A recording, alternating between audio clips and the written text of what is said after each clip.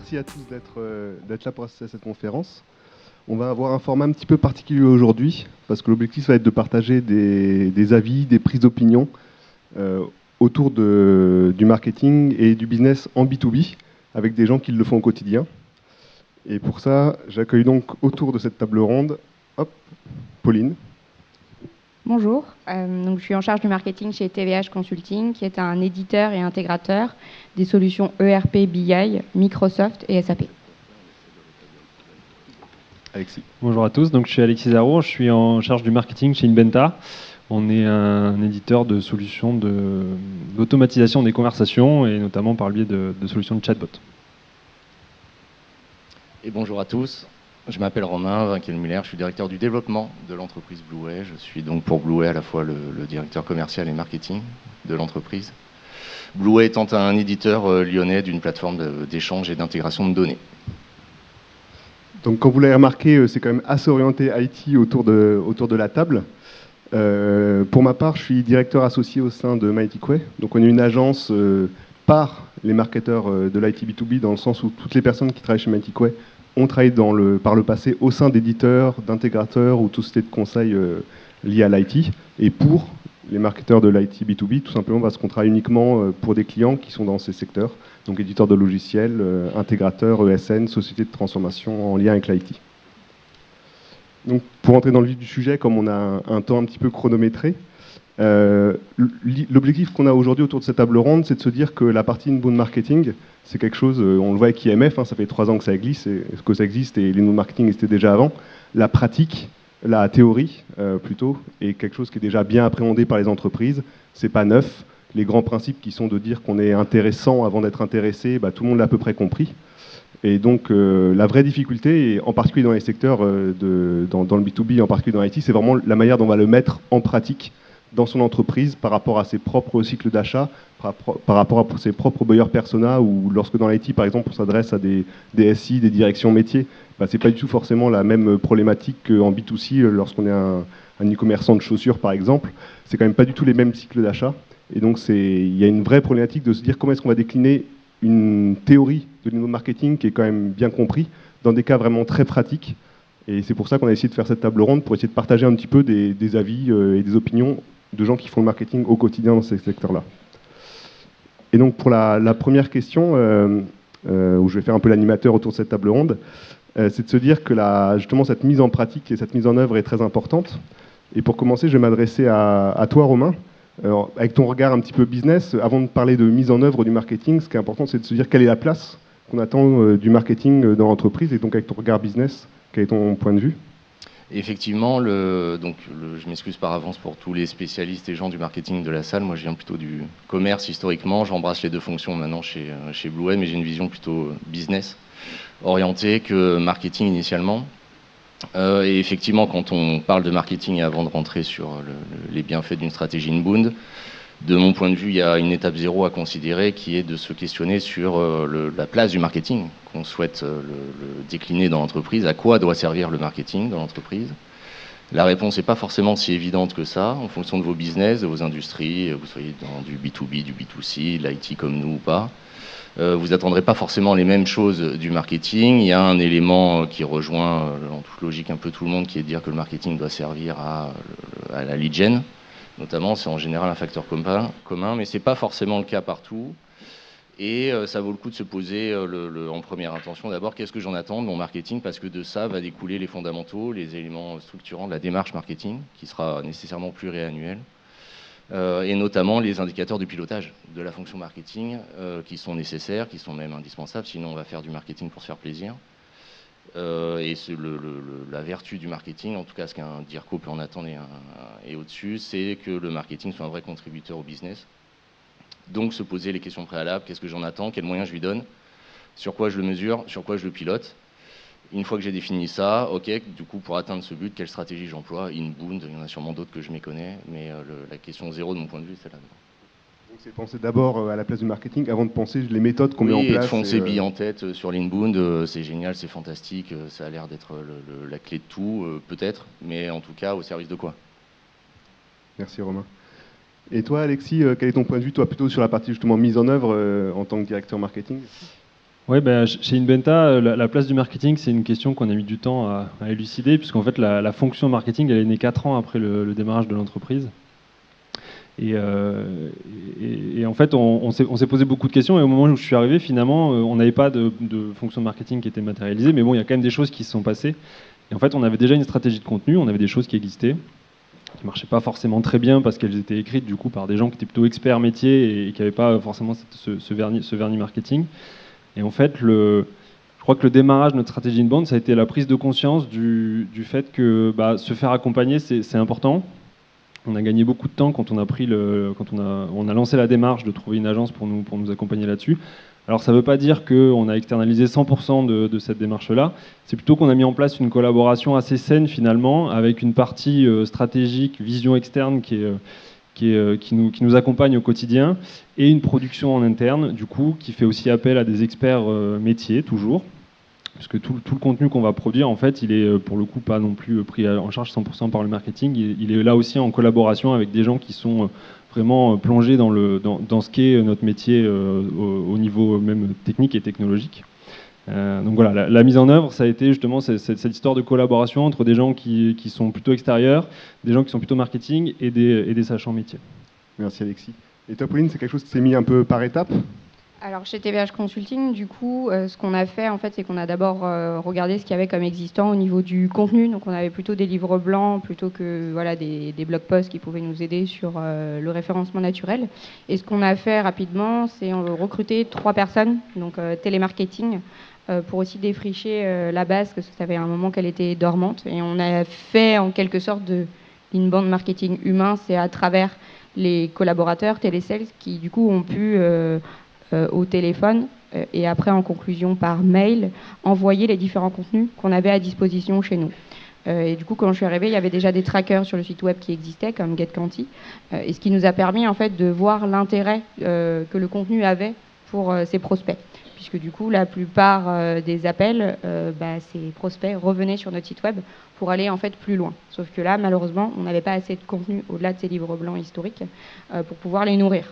Donc rapidement, on s'est posé la question de la refonte du site web, qui était déjà dans les tuyaux avant que j'arrive, ce qu'on a poursuivi, et on a en parallèle rencontré donc Magnetic Way, qui nous a alerté sur des fondamentaux du site web, et on a pu corriger ça avant de se lancer. Et en effet, pour lancer l'inbound marketing, on s'est fait accompagner du coup d'un expert comme Magnetic Way, qui pour nous était important parce qu'il avait cette casquette IT et la casquette sectorielle que nous, on recherchait, puisqu'on a des spécialités comme la pharma, l'agro, l'industrie, et que leur double compétence était nécessaire pour nous aider à identifier du coup les bons personas et le bon contenu pour avoir du contenu à valeur ajoutée que l'on pouvait après partager sur notre site web et à travers la priorité, comme je vous l'ai dit, les télémarketeurs dans un premier temps. Merci Pauline. Donc on parle pas mal de création de contenu. Et ce que nous on rencontre souvent quand on va commencer à auditer ou accompagner, ou en tout cas même en phase d'avant-vente, on se rend compte qu'il y a des sociétés qui ont commencé à investir depuis 1 an dans la création de contenu, et en fait finalement ça donne rien, parce qu'ils ont un peu créé des contenus à tout va, et on sait tous autour de la table que la stratégie de contenu, en fait, c'est pas créer du contenu à tout va, c'est déjà prendre du recul par rapport à ça. Mais ça reste quelque chose qui n'est pas évident, parce qu'on parle des formats qui peuvent être très diversifiés. On parle de livres blancs, on parle d'articles de blog. Maintenant, en fait, les formats type BD, type infographie, plus graphique, en fait, c'est aussi adapté des phases de nurturing. Donc on va avoir des typologies de formats qui vont être très variées et adaptés plus ou moins bien à chaque étape du cycle vente et à chaque personne. Et donc il y a un vrai enjeu qui va être de savoir quel type de contenu, pourquoi, et d'entamer en fait cette mise en place. Toi, Alexis, comment c'est quelque chose que tu as mis en place et que tu as piloté la partie création de contenu? Comment ça s'installe chez Inventa? C'est un peu ce que je disais tout à l'heure. En fait, on a des contributeurs en interne qui sont plutôt des experts métiers qui vont contribuer à créer du contenu. Alors nous, si on devait juste résumer de manière assez synthétique, en fait, tout ce qui va être plutôt lié à l'acquisition de trafic, donc essentiellement par le biais de notre blog, c'est plutôt géré en interne avec donc des rédacteurs, et souvent des binômes de rédacteurs. Ça marche assez bien avec quelqu'un plutôt commercial marketing et un expert technique. Et puis on a tout ce qui va être lié à la génération de leads qu'on a plutôt externalisé. dans une logique de gagner en efficacité. Et là, on l'a confié du coup donc à Magnetic Way sur la partie e-book, la partie réalisation de vidéos, etc., qui sont des choses qui sont des contenus assez spécifiques et pour lesquels on a besoin d'avoir une production qui est timée et qui est efficace en termes de temps. Donc voilà, on joue un peu sur ces deux tableaux entre des choses plutôt en interne, plutôt en externe. Et encore une fois, le côté externalisation de la rédaction de contenu, ça ne veut pas dire aussi qu'on s'en occupe pas. C'est d'ailleurs ce qu'on apprécie beaucoup dans la collaboration avec Magnetic Way, c'est que simplement la rédaction de ce contenu, elle est précédée par des interviews de gens en interne, même de certains clients, de prospects par exemple, qui amènent du coup toute la cohérence et tout le fond finalement à ce contenu-là, qui n'est pas juste du contenu pour du contenu, quoi. Et on se rend compte là dans ce que tu dis qu'en fait la création de contenu dans le B2B en particulier dans la partie dans tout ce qui est lié à l'IT, on est quand même sur des domaines qui sont technologiquement assez complexes. Et donc la création de contenu est de mon point de vue plus compliquée en B2B que ce qu'on peut avoir en B2C sur la profondeur qu'on doit mettre dans les contenus. Toi Pauline, sur la manière dont tu gères un petit peu cette création de contenu et la capacité que tu vas avoir à créer des contenus qui vont être qualitatifs par rapport à tes buyer persona. Comment est-ce que c'est quelque chose que tu Sur le gères ? contenu, nous, du coup, en tant qu'intégrateur, on a la chance de récupérer les contenus des éditeurs, donc Microsoft et SAP. Après, tout l'enjeu va être en fait, d'étudier ces contenus et voir comment, avec les experts en interne, on va pouvoir avoir une vraie différenciation sur l'aspect technique, donc mise en place de la solution, sur des retours qu'on a de nos clients actuellement ou des futurs prospects, puisque du coup le télémarketing nous remonte énormément aussi de questionnements de ces prospects, et donc d'adapter en fait les contenus que l'on va rédiger sur des cas concrets, quitte à mettre des citations de nos clients et des prospects potentiellement bien avancés avec leur accord, pour donner des réponses aux futurs prospects qui se posent ces questions-là techniquement sur la solution, comment je vais faire ça, le coût des licences, le sujet de la migration en ce moment pour beaucoup de sociétés qui ont un ERP anciennement Microsoft AX, SAP ECC6. Donc on essaye de concrétiser ces contenus avec nos experts pour une vraie valeur ajoutée différenciante.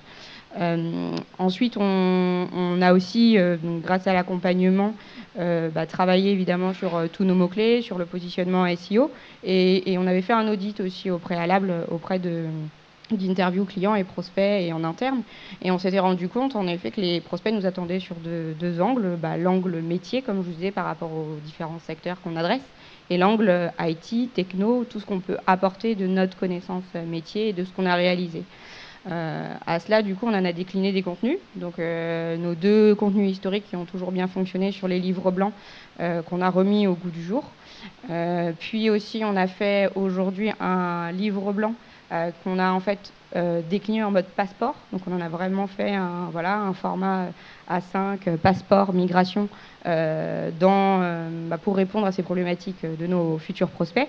Et pour faire le lien aussi avec la conférence Print Digital, que du coup on a imprimé en 2500 exemplaires et qu'on a envoyé à tous nos prospects qui avaient cette problématique de migration.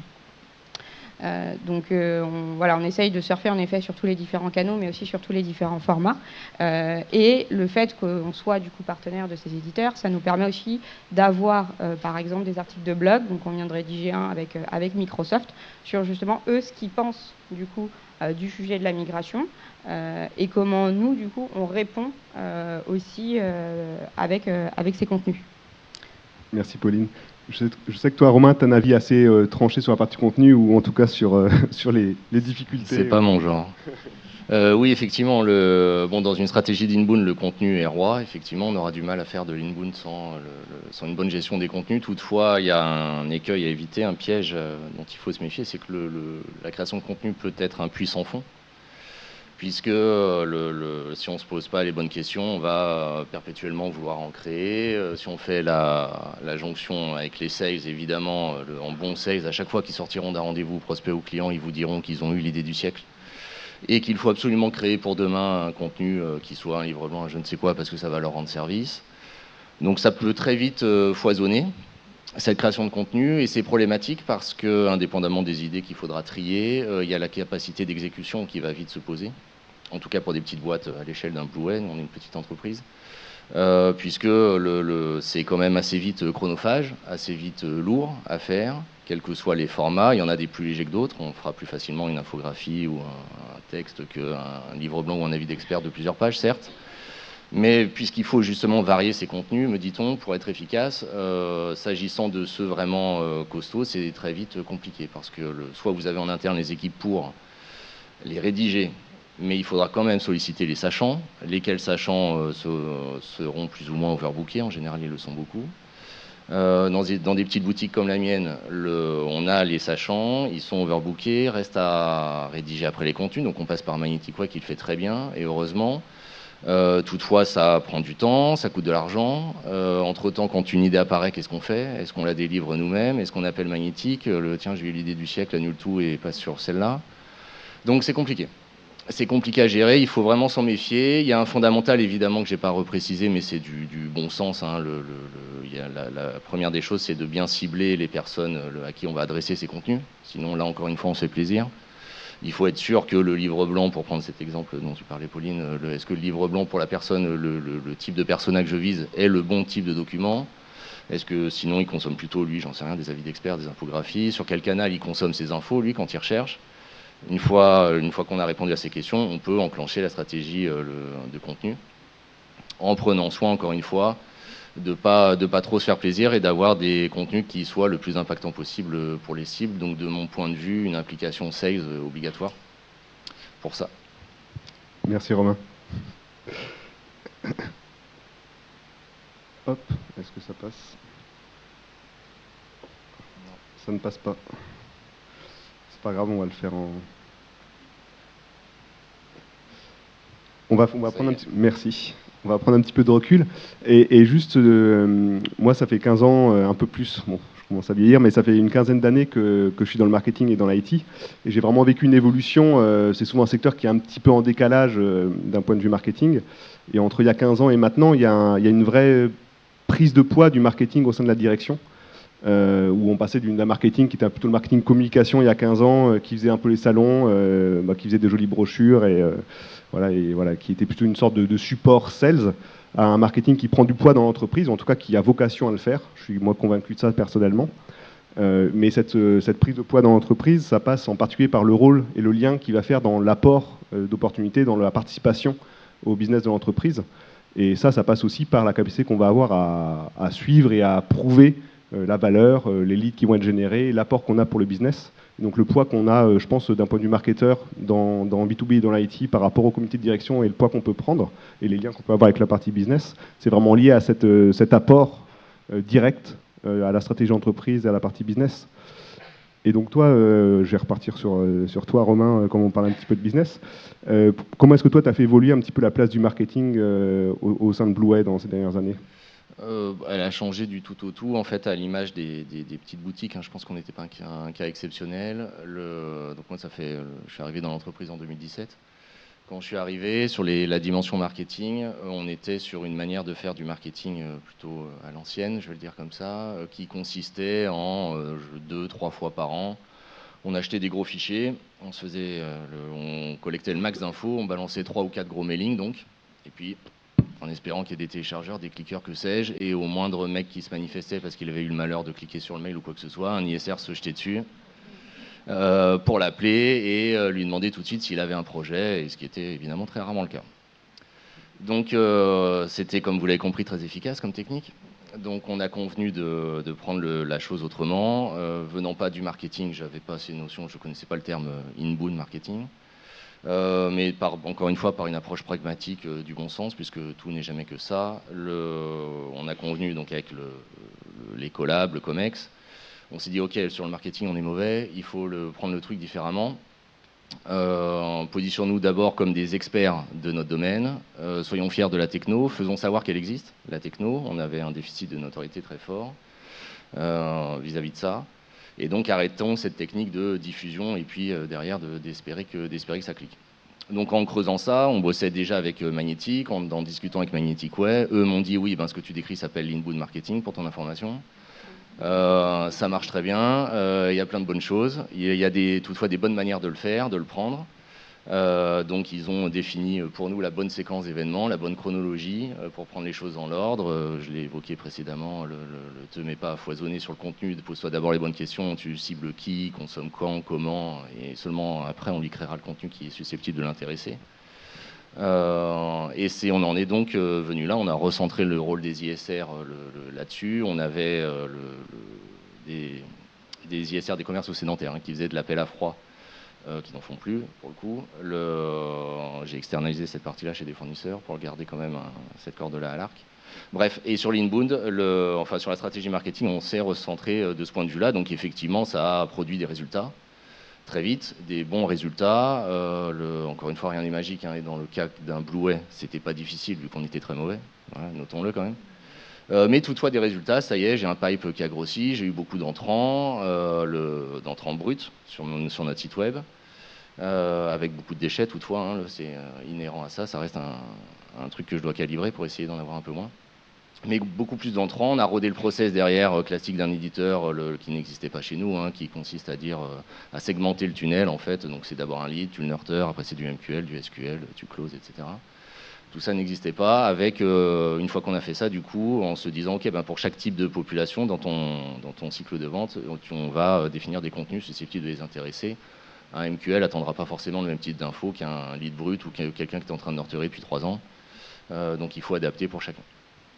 Avec encore une fois tout de suite l'effet de bord que j'ai senti venir, sur lequel je reste vigilant tous les jours, qui est de dire plus j'en parle, plus on m'explique qu'il faut créer du nouveau contenu, il nous en manque un, il te manque un livre blanc là-dessus, machin. On pourrait passer l'année à en faire. Oui. Et toi, Alexis, plutôt sur sa vision marketing et sur la manière dont ça a pu évoluer un peu la performance ou la participation en quelque sorte aux objectifs de l'entreprise? Ouais, mais je me place un peu comme dans le cas de Romain. En fait, au moment où je suis arrivé dans l'entreprise, la fonction n'existait pas. Donc il a commencé par prendre sa place déjà. Donc ça, c'était déjà une belle évolution. Et puis il nous a forcé le fait qu'on commence à s'intéresser à ces sujets marketing de manière plus approfondie. Ça nous a aussi permis de nous poser pas mal de questions en termes de positionnement. Ça a mis en exergue des choses qui étaient même des sujets plutôt commerciaux, même de stratégie d'entreprise. Donc ça a lancé vraiment ces débats-là. Et puis je pense qu'il y a des réflexions intéressantes qui sont sorties de tout ça. Et puis d'un point de vue performance, évidemment, on générait quasiment pas de lead, forcément, puisqu'on avait très peu d'actions. Donc là, aujourd'hui, on est sur une stratégie qui nous amène un nombre très croissant de leads. Alors, on n'est pas encore sur des niveaux qui permettent à nos commerciaux de plus faire de prospection froide. Mais pour autant, on commence vraiment à avoir une transformation significative dans la manière dont on prospecte. Et la contribution du marketing depuis l'année dernière, elle est dorénavant significative. Une autre chose qui a été intéressante, c'est qu'on avait des KPI qui étaient, tous les indicateurs qu'on mesurait étaient plutôt basiques. On regardait le volume de visites sur notre site web qui était plutôt flatteur par rapport au trafic qu'on générait. Mais en se penchant dans ces questions-là et en se posant les questions de nos cibles, on s'est aussi aperçu qu'il y avait des indicateurs qui cachaient des réalités qui étaient beaucoup moins flatteuses que ce qu'on imaginait, avec des audiences qui n'étaient pas du tout qualifiées. Et en fait, on divertissait une population qui avait zéro chance de devenir client d'Inventa. Donc voilà, il y a aussi en termes de performance tout ce côté-là qui a été bénéfique et qui est un petit peu un effet de bord, mais qui au final fait un vrai impact dans l'entreprise. C'est la différence des fois entre la théorie et la pratique du nombre de visiteurs qu'on a et de qu'est-ce que ça représente réellement d'un point de vue business derrière. Et c'est pas voilà, il y a le côté théorique des grandes pratiques marketing et la manière dont ça se matérialise concrètement. Et toi, Pauline, moi, je pense que chez TVH, la chance qu'on a, c'est qu'on a un comité de direction qui croit plus ou moins au marketing et qui ne limitait pas les moyens. Par contre, il fallait faire ses preuves. Donc rapidement, comme je disais, on a monté une équipe de télésales de 3 personnes qui sont du coup rattachées au marketing. Donc c'est aussi pour montrer cet alignement sales-marketing qui est aussi important. Et rapidement, en fait, grâce à cette organisation, on a en effet pu générer des leads. Mais pour vous donner des exemples, la première année avant de mettre toute cette campagne en place avec Magnetic Way, on était sur à peu près 200 leads identifiés par les télésales sur un pipe de signature à 3 ans, avec la première année 100 leads en déchets en fait. Là aujourd'hui, on est sur un pipe où on a 150 leads identifiés. Quand je vous dis du lead, pour notre équipe, j'envoie pas un MQL au sales. J'envoie un SQL. Mais SQL plus. Enfin, le sales, il a juste à appeler. Limite, on a déjà pris le rendez-vous. Et il sait que derrière, il y a un projet dans les 3 ans et que, alors si on ne le signe pas, ce sera de sa faute, tant pis. Mais en tout cas, il est très bien qualifié. Et pourquoi ? Parce qu'on a vraiment poussé l'inbound au-delà du contenu qu'on a créé. Nos télésales, c'est vraiment le nerf de la guerre. C'est eux qui nous remontent potentiellement des sujets ou aussi quand on assiste aux réunions avec les commerciaux pour pouvoir pousser le vis sur le sujet qu'on voudrait créer tout en faisant le tri, évidemment, pour rejoindre Romain. Mais le télésales n'envoie plus de PowerPoint, n'envoie plus de brochures PDF aux prospects pour faire un follow-up. Ça, c'est fini, on n'a plus de tracking, donc non. Par contre, ils sont au courant de tous les contenus que nous, on crée au marketing. Et c'est hors de question qu'ils ne renvoient pas un mail de follow-up sans un contenu de notre site web. Contenu, donc, du coup, qui correspond à la réflexion que le prospect a à date. Si c'est une réflexion sur sa migration, ils vont lui envoyer le contenu migration. Si c'est une réflexion sur le cloud, le contenu du cloud. Parce que ça, du coup, derrière, on traque avec tous nos outils et ça nous permet aussi d'augmenter potentiellement le nombre de conversions de ces prospects qui ont déjà une réflexion. Et aujourd'hui, alors quand je suis arrivée, je pourrais plus vous dire, mais si on était à 5 ou 10 conversions par mois, c'était bien. Aujourd'hui, on en est à 70 conversions. Et une conversion, quand je vous dis d'une personne, derrière, il va en fait télécharger aussi 3 ou 4 autres contenus qu'on a sur notre site web. Et comme on le sait, les DSI, les DAF, n'importe quelle cible aujourd'hui, c'est 6 mois de recherche en amont sur les sites web, sur Google, avant d'aller se renseigner auprès d'un éditeur, d'un intégrateur, en tout cas de la solution qui lui plaît. Donc voilà, la synergie marketing commercial, il faut absolument l'avoir.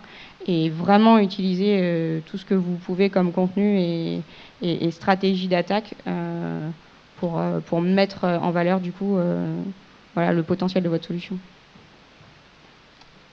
Hop, c'est pas grave, on n'a pas besoin de la slide.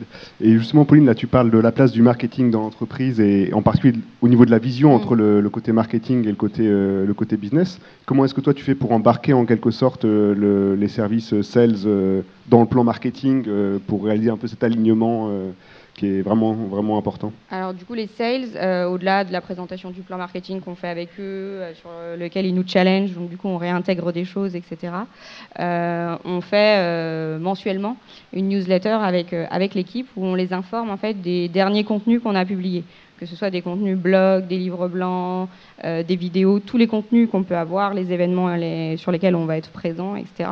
Et c'est pareil, eux, vu qu'on leur envoie un SQL et que ce SQL, dans le CRM, on a bien précisé tous les contenus qu'on avait déjà envoyés jusqu'alors et ou ceux qu'ils avaient téléchargés, le sales doit du coup, dans la liste de tous ces contenus qui sont à disposition, pouvoir être à même d'envoyer encore les contenus que ce prospect n'a pas eu et des questions qu'il aurait encore. Et puis après, dans les réunions commerciales, on brainstorm avec les sales. On peut avoir des sales qui sont sur plusieurs prospects et qui vont nous dire, là, il y a vraiment un sujet, je ne sais pas, sur le retail, il faut absolument que vous nous créez un contenu sur le retail. Si ça fait du sens parce que c'est un vrai angle d'attaque pour la société et qu'on sait qu'on va avoir d'autres prospects aussi au niveau de télésales et qu'ils auront besoin de ce contenu, alors forcément, on va réfléchir à la problématique et voir comment on peut y répondre. Merci Pauline. Et toi Alexis, toujours dans la vision un peu marketing par rapport au business, comment ça se passe chez Inmenta? C'est conflictuel, ça se passe bien? Bon, alors nous, ça se passe plutôt bien. On a la chance d'avoir un alignement presque parfait entre le marketing et le sales, alors qu'il y a une situation qui est pas du tout, j'en prends pas du tout le crédit, c'est juste que les choses se sont trouvées comme ça. C'est des gens qui sont arrivés à peu près au même moment dans l'entreprise. À la base, on partageait le même bureau. Maintenant, on est sur 2 bureaux voisins, mais avec une isolation phonique un peu limitée. Donc, on partage toujours beaucoup au quotidien. Mais au-delà de l'anecdote, en fait, c'est comment dire, on a vraiment cet état d'esprit où on se considère comme une même équipe, en fait. Et on a des objectifs qui sont pas du tout antagonistes. C'est-à-dire que chez Inmenta, un sales, s'il signe une affaire qui est issue d'un lead marketing, sa commission est la même que s'il signe une affaire qui est issue d'un lead qu'il aurait déniché lui-même. Et donc en fait, il n'y a pas de compétition finalement entre nous et pas de mauvaise foi surtout. Et c'est vrai que c'est un vrai confort dans notre collaboration au quotidien parce que autant nous on leur apporte du coup, en plus c'est des gens qui sont assez convaincus par la pertinence de la stratégie inbound. Donc on leur apporte du contenu qui les satisfait et eux nous apportent un retour terrain qui est hyper précieux pour nous Parce que dès qu'on se lance dans la rédaction d'un contenu, on embarque systématiquement une personne de leur équipe pour avoir justement ce feedback. Et on est même, on s'essaye à régulièrement nous assister à des présentations commerciales, à aller chez des prospects par exemple, pour justement avoir ce contact avec le terrain qui des fois peut être manquant dans certains. Manquer est très important pour la qualité du contenu, de l'avis qu'on peut avoir sur les cibles et des messages qu'on peut véhiculer. Ouais, tout à fait. Et donc toi, toujours Romain, là-dessus, je crois que c'est pareil, c'est une vision que tu partages sur cette idée de mutualiser. Oui, alors là, on touche au sujet le plus sympa dans la masterclass. On pourrait faire une masterclass dédiée à ça d'ailleurs. La relation sales-marketing, elle est nécessaire. Ce sont les deux faces d'une même pièce. Toutefois, il y a, alors je vais en essayant de ne pas rentrer dans la caricature, mais c'est souvent compliqué, toutefois. Entre les deux, parce que ça ne se parle pas forcément beaucoup. En tout cas, le niveau d'implication de l'un vis-à-vis de l'autre n'est pas forcément idéal. Moi, je vois souvent par les discussions que je peux avoir. Alors chez Blueway, c'est moins le cas parce que je pilote les deux, mais et encore, c'est pas miraculeux. Mais ce que j'ai pu voir ailleurs, le grand classique, ce sont les sales qui vous diront que le marketing ne sert à rien, ça produit du contenu, mais qui percute pas et en plus qu'on oblige à diffuser, alors que ça leur sert à rien. Et le marketing vous dira que justement ils s'embêtent à faire des contenus, des trucs un peu impactants, et derrière ils n'ont aucun feedback des sales. Voilà, est-ce que ça a marché, est-ce que machin, on s'embête et les sales prennent pas la peine de répondre. Avec le juge de paix qui relie les deux fonctions qu'est le CRM. CRM que les commerciaux adorent évidemment. Donc comment on onboard les sales dans un plan marketing pour répondre à la question, le vaste sujet. Je pense qu'il faut d'abord un alignement des feuilles de route de chacun. Un commercial agit en fonction de la manière dont il est payé. Donc il faut qu'il ait des KPI, le market là-dessus. Et puis il y a un pas à faire chez chacun. Encore une fois, les deux ne sont pas exempts de reproches, les deux fonctions. Le marketing doit absolument et régulièrement sortir de son bureau. Il ne doit pas être vissé à son bureau. Il doit aller voir du client, il doit aller voir du prospect, pas seulement dans une phase très en amont du closing ou après-vente pour recueillir un peu d'infos et faire une enquête d'opinion, qui participe, pourquoi pas, au closing, c'est pas interdit. Il aura peut-être des bonnes idées, un angle de vue intéressant. Qu'il y aille dans ces cas-là avec le sales, évidemment, ça créera le binôme.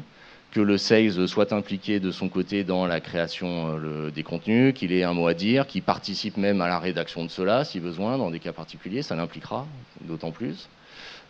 Qu'il soit responsable, pourquoi pas, d'une partie, d'un type de contenu ou de certains contenus, après tout. Enfin, on pourrait brainstormer pendant une heure, il y a plein de dispositifs concrets à imaginer. Mais c'est là le nerf de la guerre, clairement. Pour le coup, vous pouvez avoir une super stratégie inbound si elle est mal exécutée par les sales parce que pas appropriée et qu'il n'y a pas une bonne relation entre sales et marketing, très vite, ça va commencer à coincer, quoi. Je pense qu'on est tous convaincus de ça autour de cette table, sur le rapport et l'alignement nécessaire entre la partie sales et marketing. Et je pense qu'on travaille tous au quotidien, ce que tu dis Alexis, Pauline aussi, vraiment côté marketing, nous avec l'équipe sales, même pour rédiger les contenus, pour le faire, mais aussi côté Blueway aussi dans le sens inverse, où c'est vraiment quelque chose qui se met en place et qui est vraiment une clé de la réussite. Et ça, ouais. Oui, encore une fois, c'est hyper important, parce que on est en 2020. Après, il y a des éléments fondamentaux. Évidemment qu'un commercial adorera recevoir un lead tout chaud, un SQL, ça arrive quelques fois par an.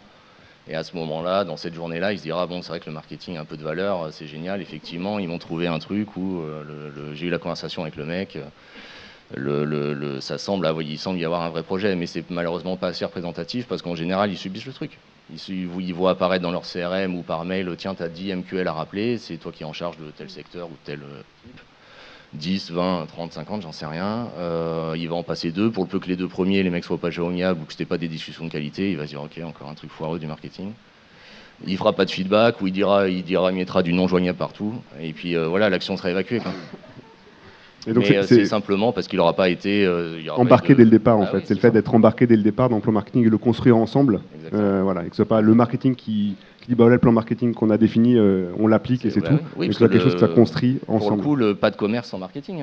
Il faut reconnaître que évidemment, c'est une porte ouverte, j'imagine, mais le marketing est ultra important et c'est un vecteur clé de business. Nous, on met ça me coûte beaucoup d'argent, le marketing, par an, parce que évidemment, c'est le cœur de la lead gen.